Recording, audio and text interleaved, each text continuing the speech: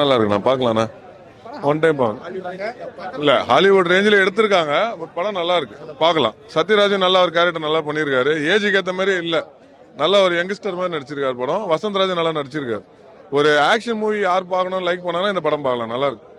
ஒரு படத்துக்கு என்னென்ன தேவை? ஒரு சூப்பர் ஹீரோ அவங்க வந்து ஒரு சூப்பர் பவர் ஒன்று கிடச்சிச்சு, அந்த சூப்பர் பவரை வச்சு எப்படி மக்களை காப்பாற்றுறாங்க அப்படின்னு ஒரு பக்கம். இது கொஞ்சம் புதுசாக இருக்குது. என்னன்னா லவ் இல்லை ரொமான்ஸ் இல்லை, லவ் இல்லாமல் ரொமான்ஸ் இல்லாமல் ஒரு படம் வந்திருக்கு அப்படின்னா அது பெரிய விஷயம். ஏன்னா அதுக்கு ஃபஸ்ட்டு இந்த டிஃப்ரெண்டாக யோசிச்சிருக்கிறதுக்காண்டி ஒரு பெரிய ஒரு கைத்தல கொடுக்கணும் ப்ரோ. மியூசிக் கீஸ் எல்லாமே அருமையாக இருக்குது. மேக்கிங்குமே கொஞ்சம் ஸ்லோ பண்ணியிருக்காங்கன்னு தான் சொல்லணும். பட் ஆனால் ஓகே தான் ப்ரோ. ஆக்சுவலி சத்யராஜ் நல்லா செம்மையா இருந்துச்சு ப்ரோ அந்த சீன். வசந்த் ரவி ஓகே தான் ப்ரோ.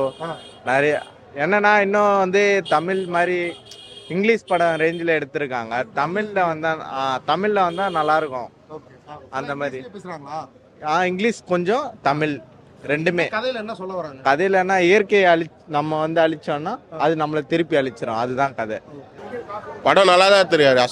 வசந்த் ரவி அவர் நல்லா ஆக்ட் பண்ணியிருக்காரு. சத்யராஜும் நல்லா என்ட்ரி கொடுத்துருக்காரு. மியூசிக் பிஜிஎம் கூட நல்லா கொடுத்துருக்காங்க. பரவாயில்ல. பார்ட் 2க்கு வெயிட் பண்ணுறாங்கன்னு ஆவலாக இருக்கு. பார்க்கலாம், படம் பார்க்கலாம். ஒரு ஆஸ்காருக்கு தேர்ந்தெடுக்கிற மாதிரி ஒரு கதை. நம்ம ஃபைட்டர் மேன், ஏந்திரன் இந்த மாதிரி கேட்டகரியில் சேர்க்கலாம். 100 கோடி ரூபா பட்ஜெட்டு. டைரக்டர் தொடர்ந்து இதே மாதிரி படம் எடுக்கணும். அருமையாக இருக்கு, சூப்பராக இருக்கு படம். இல்லை அப்படி இல்லை, ஹாலிவுட் படம் இப்போ நான் சொல்கிறது இந்த ஃபைட்டர் மேன், ஏந்திரன் இது எல்லாருக்கும் பிடிக்கிறது தானே. அதனால் நான் அந்த வரிசையில் நல்லா இருக்கும்.